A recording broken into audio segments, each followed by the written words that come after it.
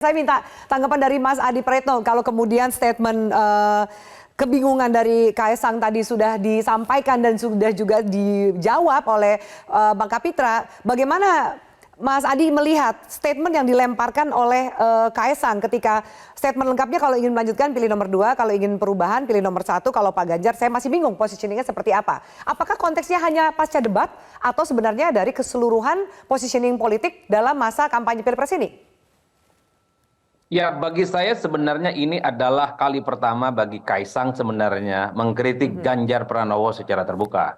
Kita tahu bahwa Kaesang setelah jadi ketua umum PSI kan nyaris tidak pernah engage, tidak pernah memberikan komentar-komentar politik apapun yang sedang viral, yang sedang ramai diperbincangkan oleh publik.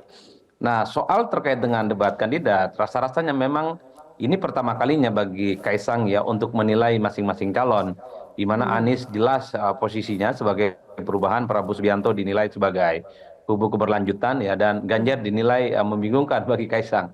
Tapi bagi saya ini adalah sebagai salah satu bentuk kritik vulgar terbuka yang disampaikan Kaesang sebenarnya kepada Ganjar Pranowo. Ayo Pak Ganjar, kira-kira apa nih mazhab politik yang jelas?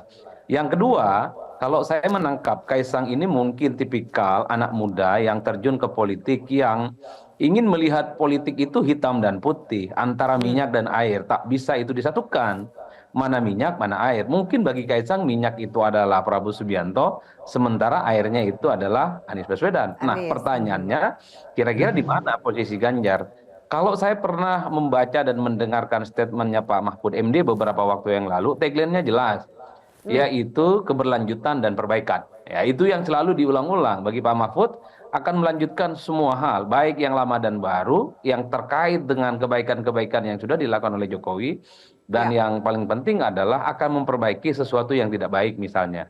Kan kalau kita melihat bagaimana kritik yang sering disampaikan oleh teman-teman PDIP, khususnya elit-elit mereka yang mengkritik soal putusan MK, kemudian potensi munculnya neo orde baru, kemudian ada intimidasi politik dan seterusnya.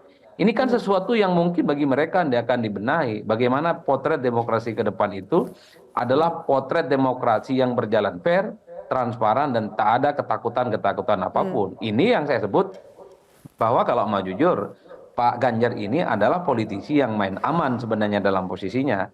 Karena pada posisinya Pak Prabowo ataupun pada posisinya Pak Anies itu nggak gampang. Pak Anies kan peran politiknya harus menjadikan Prabowo Subianto segala hal yang diperbuat, entah itu visi misi, kampanye politiknya, pastinya buruk. Makanya perlu perubahan. Begitupun dengan Prabowo Subianto. Apapun yang dilakukan oleh Anies, yang judulnya perubahan itu nggak benar. Itu kan menghilangkan semua hal. Legasi politik yang ditinggalkan oleh Pak Jokowi. Nah, yang paling nyaman sebenarnya kubunya Ganjar melalui Bang Kapitra. Yang baik dikomentari, yang buruk kemudian diperbaiki. Maka untuk tidak mengherankan kalau kemudian untuk positioning politik Mas Adi yang baik dilanjutkan, yang tidak benar diperbaiki atau dirubah, apakah itu cukup menjadi daya jual bagi Mas Ganjar? Itu kan seakan kombinasi dari antara Anies dan Prabowo. Setidaknya posisi itu akan membuat relatif ya Ganjar aman sebenarnya dari serangan-serangan politik yang dari dulu misalnya bertubi-tubi. Sekarang kita bisa lihat serangan dari kubunya Pak Prabowo ataupun Pak Anies kan tidak terlampau agresif seperti yang dahulu kala. Justru yang tadi perang-perangan saat ini, terutama pasca debat, itu antara kubunya Prabowo Subianto dan kubunya Anies Baswedan. Ini saya kira memang perangnya terjadi secara terbuka, karena kalau mau jujur, kritik Ganjar, baik kepada Anies ataupun kepada Prabowo Subianto, ini kan tidak terlampau agresif dan tidak terlampau terbuka. Oleh karena itu, posisi inilah yang kemudian disebut sebagai posisi cari aman sebenarnya, untuk tidak membuat begitu banyak pertentangan dan friksi dengan calon-calon yang lain. Dalam konteks itulah sepertinya Kaesang bingung apa sebutan bagi Ganjar Pranowo yang bukan air, bukan minyak. Ya mungkin Ganjar ini adalah gabungan air dan minyak. Cari aman, kira-kira begitu. Oke, baik. Bapak-bapak, saya akan mengajak Anda dan juga pemirsa untuk kita simak bersama apa tanggapan dari Ganjar Pranowo atas statement yang disampaikan oleh Kaesang Pangarep. Kita simak berikut ini.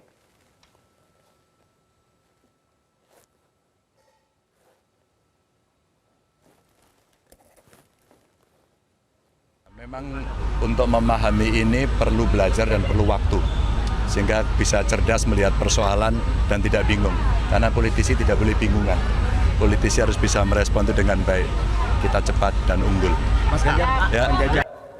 Ya baik, semoga tadi Mas Arya dan Bang Kapitra juga dengar ya. Memang untuk memahami ini butuh belajar dan perlu waktu. Sehingga bisa cerdas melihat persoalan dan tidak bingungan.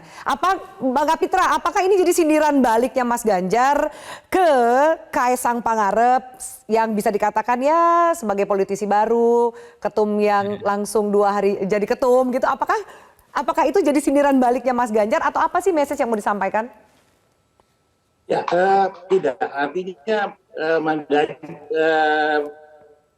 Mas Ganjar ingin membuka sebuah cakrawala politik yang mungkin selama ini belum fashionnya Mas Kaesang. Sehingga tentu banyak hal dinamika politik itu yang juga harus dipahami. Ini kita bukan nonton sepak bola. Biasanya penonton memang lebih mengerti dan seolah-olah lebih tahu kemana bola yang harus digiring. Tetapi posisi Ganjar Mahfud itu adalah objektif positioning, ya.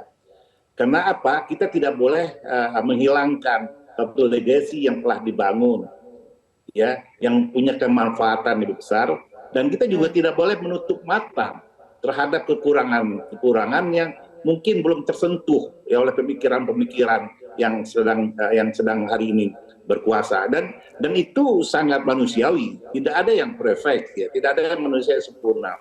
Itulah gunanya generasi demi generasi melanjutkan generasi sebelumnya untuk memperbaiki yang belum baik, untuk membangun yang belum dibangun, dan meneruskan sesuatu yang sudah dibangun. Dan posisi itu emang bukan posisi cari aman, posisi yang diperlukan oleh kehormatan bangsa ini harus diperlukan untuk sebagai suatu dignity kebangsaan. Sehingga apa? Sehingga kita tidak gampang terjebak dalam turbulensi politik yang hanya mengandalkan negatif campaigns dan black campaigns. Kita betul-betul objektif melihat kondisi politik dan ketatanegaraan yang hari ini lagi dilaksanakan. Jadi Bang Kapitra, tapi yang mau disampaikan Mas Ganjar dari statementnya tadi, Bang Kapitra, mohon maaf, yang mau disampaikan oleh Mas Ganjar dari statementnya tadi, memang untuk memahami ini butuh belajar dan perlu waktu, sehingga bisa cerdas melihat persoalan dan tidak bingung. Itu kan ditujukan untuk Mas Kaesang. Apa sih pesannya? Maksudnya Mas Ganjar menyuruh Mas Kaesang untuk belajar lagi gitu? Iya, ini kan dunia baru yang dipegang oleh Mas Kaesang. Baik. Tentu banyak hal yang perlu dicermati, banyak hal yang perlu menjadi referensi sebelum diambil sebuah konklusi, sebuah kesimpulan tentang suatu assessment, tentang sebuah penilaian.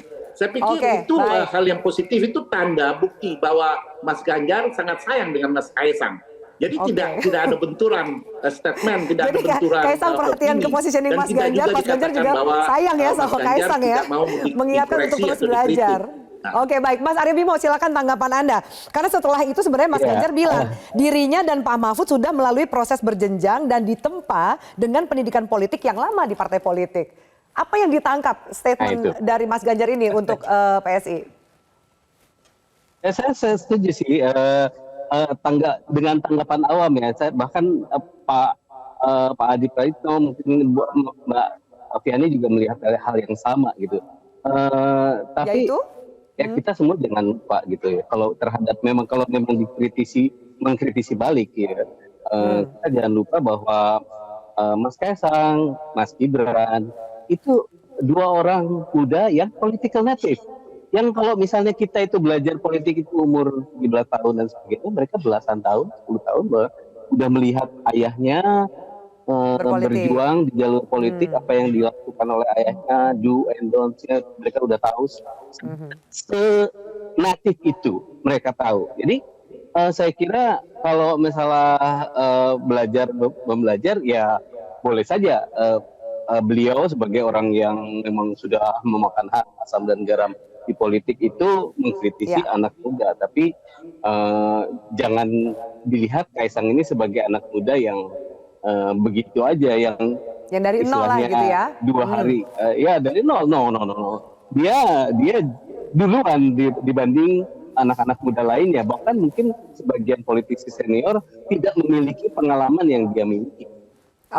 Jadi saya pikir sekali lagi ungkapan reaktif seperti itu ya, belajar dulu biar paham, kemudian Dan ini merupakan ya bagi saya dari tim strateginya mungkin belum ada yang nge-brief nih, mungkin supaya lebih smooth atau apa reaksinya seperti ini. Oke, Tapi baik, baik. apapun yang itu udah keluar dan menurut saya ya kita pahami saja sebagai dinamika seru. Tapi pesan dari Ya. Mas Kaisang sekali lagi Mas Ketum itu adalah ayo dong liatin posisimu di mana. Kalau misalnya memang posisimu mendukung ya dukung, jangan aneh-aneh juga kalau misalnya itu pakai gaya-gaya pemberontakan ala Mockingbird yang kayak gini itu Baik. ya saya nggak tahu ya, tapi jadi kan itu membuat kalau misalnya publik sampai bilang ini apa sih sebenarnya, kemana sih arahnya ini mau Ya, ya, ya. mau lanjutin Jokowi atau mau ubah sama sekali atau gimana? Baik, Itu- baik. Mas Remimo, baik, terima kasih. Kita dengarkan tanggapan dari Mas Adi dari positioning, lanjut ke silahkan belajar lagi karena memang belajar perlu waktu dari Mas Ganjar ke Kaisang. Bagaimana katanya Bang Kapitra bilang ini tanda sayangnya Ganjar ke Kaisang gitu. Anda melihatnya seperti apa dari konteks kalimat Mas Ganjar itu yang dilempar balik ke Kaisang? Ya, Bang Kapitra ini tidak segalak biasanya. Kalau saya melihat dari jauh, pernyataan Ganjar itu jelas serangan balik yang cukup keras dan agresif kepada Kaisang. Jadi melihat politik itu tidak harus hitam dan putih. Kadang ada kalanya politik itu berada di wilayah abu-abu. Makanya kalau jadi politisi itu harus belajar banyak. Tidak harus 2 hari jadi kader kemudian jadi ketum partai. Kan sebenarnya kalimat itu ingin dilanjutkan. Ya, Tapi ya, ini ya. adalah apa namanya statement-statement yang satir. Kalau kita membaca pernyataannya Ganjar, ya kalau bingung makanya belajar. Ini kan sebenarnya untuk mengamplifikasi bahwa menjadi politisi itu ya tidak harus hitam dan putih, tidak harus memilih antara air dan minyak. Politisi memang pada saat tertentu harus menjelaskan kepada publik, harus berada di tengah. Dia menjelaskan sesuatu hal yang objektif, di mana yang baik, mana yang kemudian buruk. Tapi yang paling prinsip sebenarnya Pak Ganjar ini memberikan satu nasihat politik kepada siapapun bahwa dalam Ya. berpolitik nggak bisa instan. Dalam politik itu ngapain bingung-bingung, sudah jelas kok positioning politiknya. Mahfud MD, kemudian Ganjar Pranowo, elit-elit PDIP, bahkan Bang Kapitra, seringkali mereka mengatakan bahwa posisi mereka jelas melanjutkan segala hal apa yang dilakukan oleh Pak Jokowi dengan catatan itu semuanya berdampak positif dan kebaikan untuk Indonesia. Tapi akan memperbaiki sesuatu yang itu dirasa kurang elok dan kurang baik.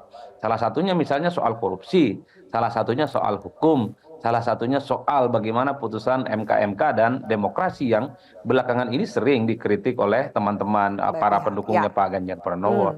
Jadi itu yang saya tangkap sebenarnya Mbak Afi, bahwa bagi saya ini adalah serangan balik yang menurut saya cukup keras ya disampaikan kepada Kaisang dilakukan oleh Pak Ganjar. Jadi politisi itu harus belajar banyak, baru kemudian bisa Baik. menilai mana yang Baik. putih, mana yang kemudian hitam. Kira-kira begitu. Ya Kita lihat biasalah ke tahun depan politik seperti apa memang nih harus nanti. agak panas-panasan, biar pemilu Ya. kita itu tidak rada-rada mirip Majlis Taklim lah. Baik, jangan-jangan nanti jelang debat kedua kita lihat seperti apa perang atau adu statement yang disampaikan oleh masing-masing pihak. Terima kasih banyak Bang Kapitra, Mas Arya Bimo, dan juga Mas Adi untuk diskusi kita pada malam hari ini di Prime Time News. Terima kasih banyak, salam sehat selalu. Jelajahi cara baru mendapatkan informasi. Download Metro TV Extend sekarang.